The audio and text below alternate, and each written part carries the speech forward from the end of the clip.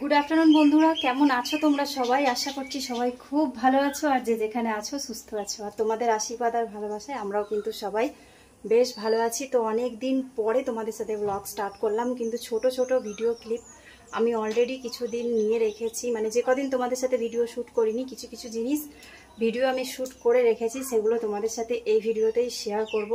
তো এখন টাইম হচ্ছে 2:49। শুভ আসবে এখনই স্কুল থেকে, পুচকুসোনা চলে এসেছে। আজকের ডেটটা তোমাদেরকে একবার বলে দিই, যেহেতু অনেক দেরি করে ভিডিও শ্যুট করছি। তো আজকে হচ্ছে 24শে জুলাই, বুধবার। তো এখন দুপুর থেকেই ব্লগটা স্টার্ট করলাম। আশা করছি তোমাদেরকে প্রত্যেক দিন ভিডিও দিতে পারবো, যদি কোনো সমস্যা না হয়ে থাকে। তো সবার আগে আমি দুটো মানুষকে thank you so much, thank you জানাতে চাই, কারণ তারা আমাকে পার্সোনালি ফোন মেসেজ করে জানতে চেয়েছে যে আমি কেমন আছি। তো সবার আগে হাউসওয়াইফ ঝুমাদি, আর সিম্পল উইথ অর্পিতাদি। দেখেছো, এখন ভিডিও দেখি না বলে মানে ভিডিও তোমাদের চ্যানেলের নামগুলো পর্যন্ত আমি ভুলে যাচ্ছি, মানে এতটাই টেনশনে আর এতটাই শরীর খারাপের মধ্যে দিয়েছিলাম। তো ঝুমাদি, অর্পিতাদি, তোমাদের দুজনকে অসংখ্য ধন্যবাদ। তার সাথে তো আছেই আমার ইউটিউব পরিবারের আরও ফ্যামিলি মেম্বাররা, যারা আমাকে মেসেজ করেছে, কমেন্ট করেছে, তাদের প্রত্যেককে জানাই থ্যাংক ইউ সো মাচ। আজকের ব্লগটা আমি আবার এখান থেকে স্টার্ট করছি।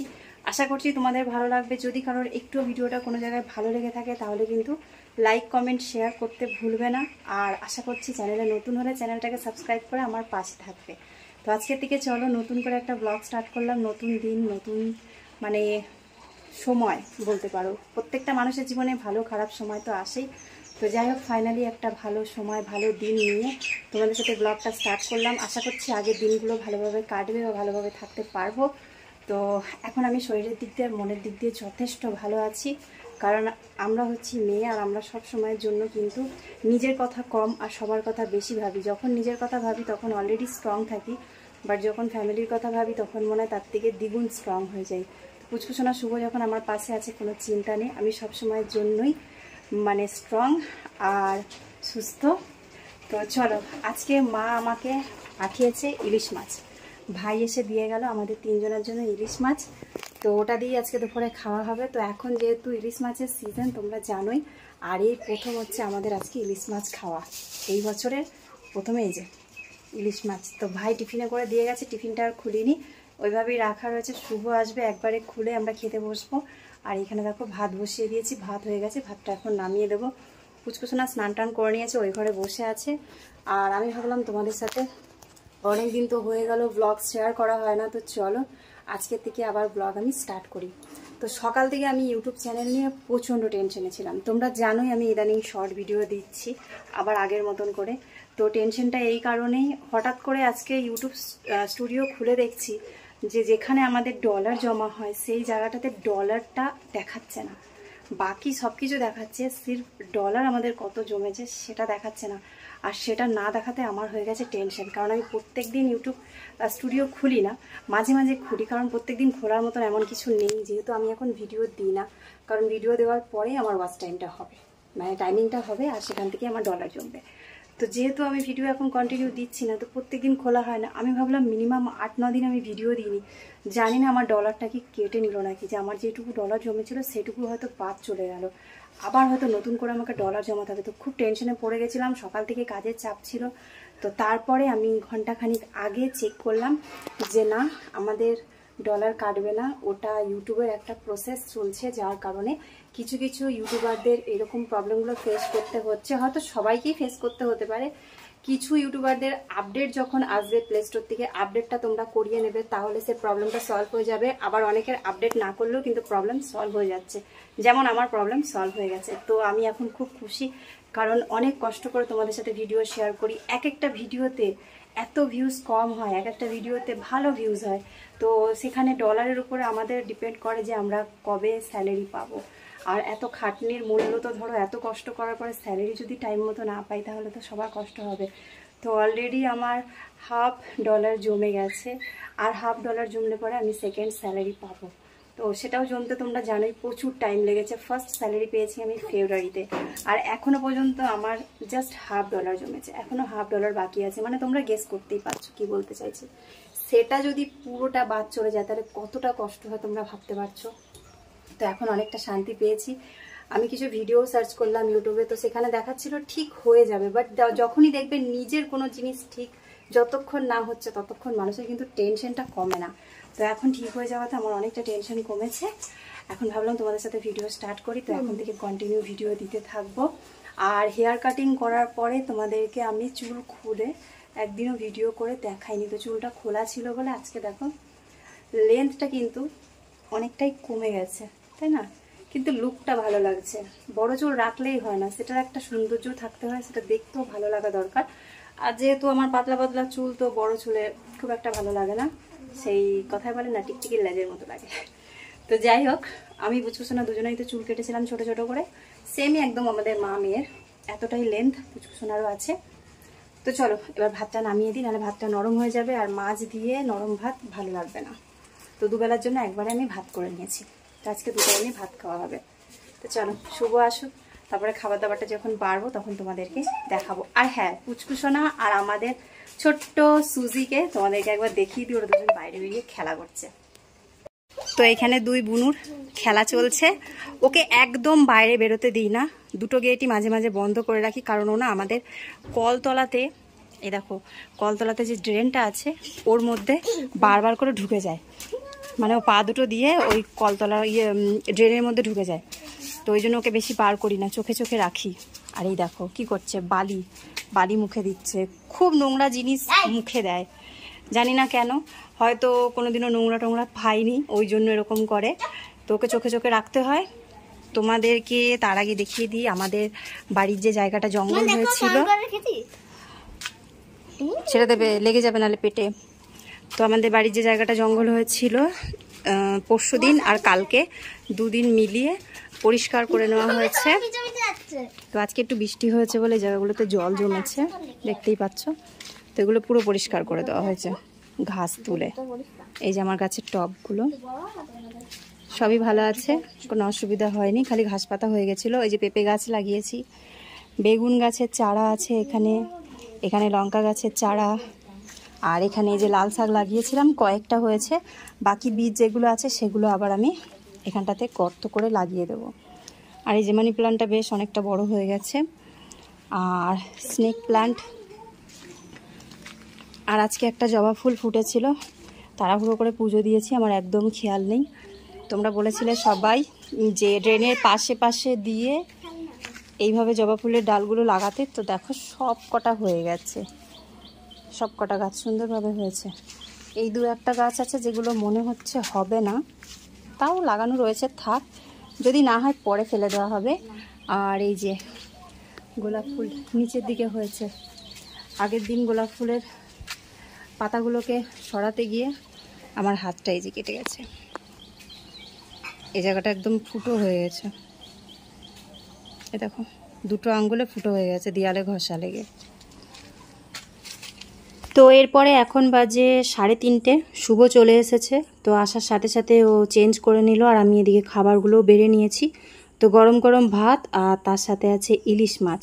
তো মা মাছটাকে সর্ষে বাটা দিয়ে করেছে, তো আমাদের 3 জনের জন্য 3 পিস দিয়ে দিয়েছে। আর তোমরা সবাই জানো যে ইলিশ মাছ যদি থাকে রান্নায় তাহলে এর সাথে আর কিছুর প্রয়োজন হয় না। তো মা যখন সকালে আমাকে ফোন করে বলেই দিয়েছিল যে আমাদের 3 জনের জন্য মাছ পাঠাবে, তো তখন আমি ভেবেছিলাম যে আর কিছু করব না, শুধু ইলিশ মাছ দিয়েই দুপুরে খাওয়াটা হয়ে যাবে। আর মা কিন্তু খুব সুন্দর করে পাতলা করে সর্ষে বাটা দিয়ে ঝোলটা করেছিল, কারণ এখন এদিকে যতই বৃষ্টি হোক হালকা একটু গরম আছে। আর দ্বিতীয় কথা, তেল মশলাটা সবসময় শরীরের জন্য খুব একটা ভালো না। আর ইলিশ মাছটা এতটাই মানে আমাদের কাছে প্রিয় একটা খাবার, আর এর টেস্ট এতটাই যে এর মধ্যে বেশি তেল মশলার প্রয়োজন পড়েও না। তো তোমাদের কার কার ইলিশ মাছ ভালো লাগে সেটা কমেন্ট করে কিন্তু অবশ্যই জানাবে। আমাদের তো সব রকমভাবেই ইলিশ মাছ ভালো লাগে, তবে আমাদের কিন্তু ইলিশ মাছ ভাজা হয় না কখনোই, ইলিশ মাছ কিন্তু কাঁচা রেখেই রান্নাটা করা হয়। তো দুপুরের খাওয়া দাওয়াটা আমরা সেরে নিয়েছি, আর তারপরে কিন্তু আজকে কোনো ভিডিও শ্যুট করিনি। এটা তোমাদের সাথে যেটা আমি শেয়ার করছি এটা কিন্তু 14ই জুলাই সকালের ভিডিও। তো সকালবেলার দিকে না আমি মানে সব জামা কাপড়গুলোকে কেচে নিয়েছি, কারণ তখনও পর্যন্ত আমাদের ওয়াশিং মেশিনটা কিন্তু রেডি হয়নি, মানে চালু করার মতন করে রেডি হয়নি, কারণ আমাদের কর্কেটের ঘরে কলের কোনো ব্যবস্থা নেই। আর কলেজ যেহেতু ব্যবস্থা করতে হবে, তো সেই জন্য আমাকে কিছু কিছু করে জামাকাপড় কিন্তু হাতেই কেচে শুকাতে হচ্ছে, কারণ পুচকুসোনা শুভর ইউনিফর্ম এগুলো ফেলে রাখা যায় না বেশি দিন। তো তারপরে স্নানটা সেরে জামাকাপড়গুলো মেলে পুজোটা করতে চলে আসলাম। তো তোমাদের সাথে একটা জিনিস শেয়ার করি। তো এটা হচ্ছে ধূপকাঠির স্ট্যান্ড। তো আমি হঠাৎ করে মানে মিশোতে সার্চ করতে করতে দেখলাম যে এই ধরনের ধূপকাঠির স্ট্যান্ড দেখাচ্ছে, যেগুলো দেখবে সুন্দর করে ভেতরে জ্বলবেও, আর ধুলো যেটা সেটা ভেতরেই পড়বে। তো কোনো রকমের সিংহাসন নোংরাও হবে না, আর এদিক ওদিকে আগুনের ছিটা পড়ারও ভয় থাকবে না।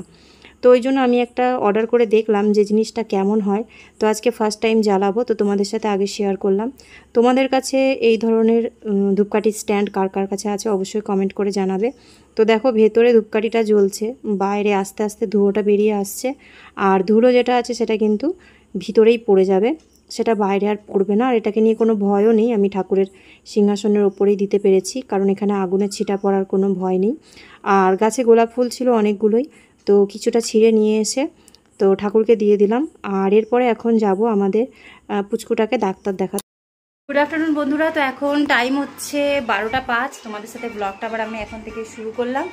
তো আজকে আমরা নিয়ে যাচ্ছি আমাদের পুচকুটাকে ইয়ে করতে, ডক্টরের কাছে।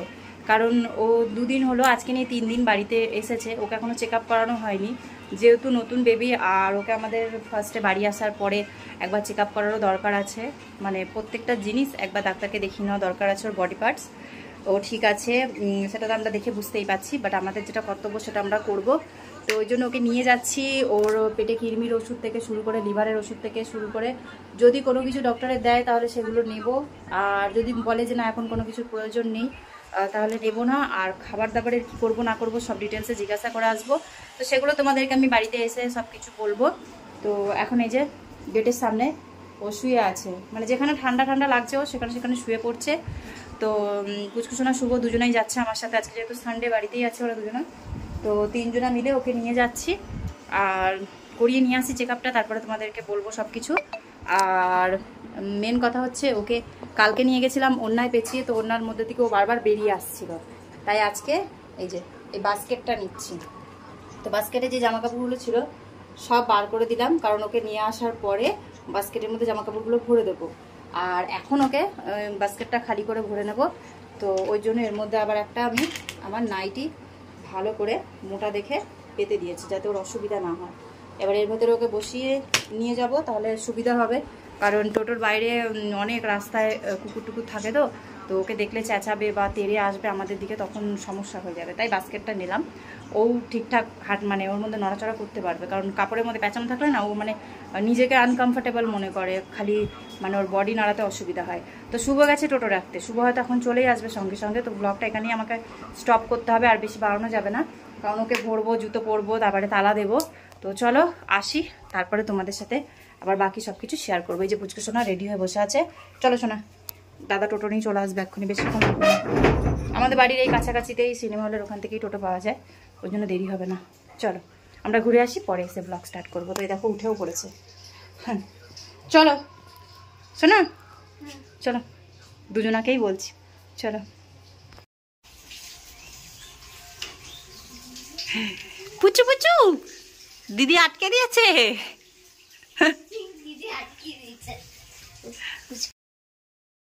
তো আমাদের পুচকি সুজিকে ডক্টর দেখানো হয়ে গেছে। তো এই কিছু ওষুধ দিয়েছে ওকে, তো তার সাথে সাথে আমি একটা লোশনও নিয়ে আসলাম আর একটা বডি স্প্রেও, কারণ ও এখন অনেকটাই ছোট, যেহেতু ওকে স্নান করানো যাবে না প্রায় 50 দিন বা 52 দিন পর্যন্ত নাকি ডগির বাচ্চাদেরকে স্নান করানো যায় না, কারণ অত ছোট বাচ্চাকে স্নান না করালে পরে গা দিয়ে একটা স্মেল তো আসবেই, তোমরা সবাই জানো।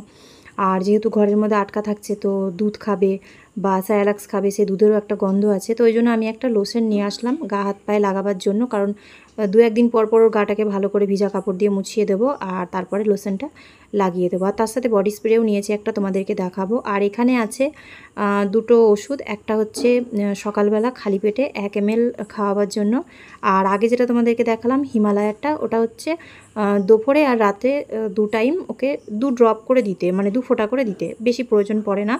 এই ওষুধগুলো এখন অনেক দিন চলে যাবে, কোনো অসুবিধা হবে না। আর এখানে আছে একটা রাবারের হাড্ডি। রাবার বলতে এই রাবারটাকে যদি ওরা খেয়েও নেয় তবু ওদের মানে পেটে ওটা গলে পটি দিয়ে বেরিয়ে যাবে। তো এই জন্য এই ধরনের রবারগুলোই কিন্তু ডগের যে ডক্টর আছে তো তারা সাজেস্ট করে। তো ওনাদের কাছ থেকেই নিয়ে এসেছি, কারণ ওনাদেরকে না জিজ্ঞাসা করে কোনো জিনিসই কেনাকাটি করব না ওর জন্য। আর এটা হচ্ছে ওর জন্য বডি মানে ফেস বডি ওয়াশ, কি বলে ফেলছি। তো এটা হচ্ছে ওর বডি ওয়াশ। পারফিউমের গন্ধটা এত সুন্দর যে তোমাদেরকে বলে বোঝাতে পারবো না। পুরোনো দিনের যেই জল জাতীয় যে মানে সেন্টগুলো হতো ঠিক সেই রকমই, কিন্তু এটা বডি স্প্রে। তো যাই হোক, সেই দিনকে ভিডিওটা শ্যুট করার পরে আর কোনো ভিডিও শ্যুট করিনি। তারপরে আবার চলে আসলাম আমি পরের দিন। তো পরের দিনকে সকালবেলা পুচকুসোনা শুভ ঘুম থেকে উঠে পড়েছিল। আর পুচকুসোনা ওকে সকালবেলাতেই বিছানার উপরে উঠিয়ে দিয়েছিল, যেহেতু নিচে ঘুমাতে একা একা ভয় পায় না কি জানি না, তবে কান্না করে আমাদেরকে ডাকে। তো ওই জন্য সকালবেলার দিকে ওকে একটু বিছানার উপরে উঠিয়ে দেওয়া হয়েছে। আর দেখো এখন ওরা দুজনা চলে গেছে, তো একা একা মানে এদিকে ওদিকে পুরো বিছানাতেই গড়াগড়ি খাচ্ছিল। তারপর আবার অনেকটা সামনে এসে শুলো, তবে নিচের দিকে ঝোঁকে না, জানে ও যে বেডটা মেঝেটা অনেকটা দূরত্বের মধ্যে আছে, তো সেই ভয়টা ওকে নিয়ে নেই, মানে বোঝে ভালো। আর এখানে তারপরে শুভ নিয়ে চলে আসলো পরোটা তরকারি। আমি পুচকুসোনা শুভ তিনজনে মিলে পরোটা তরকারি খাবো।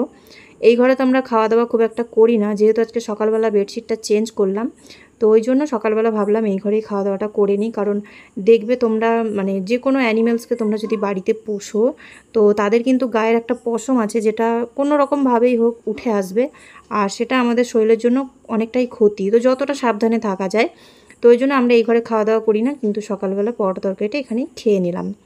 আর তারপরে তোমাদের সাথে আমি এই ভিডিওটা শেয়ার করছি প্রায় 3 থেকে 4 দিন পর।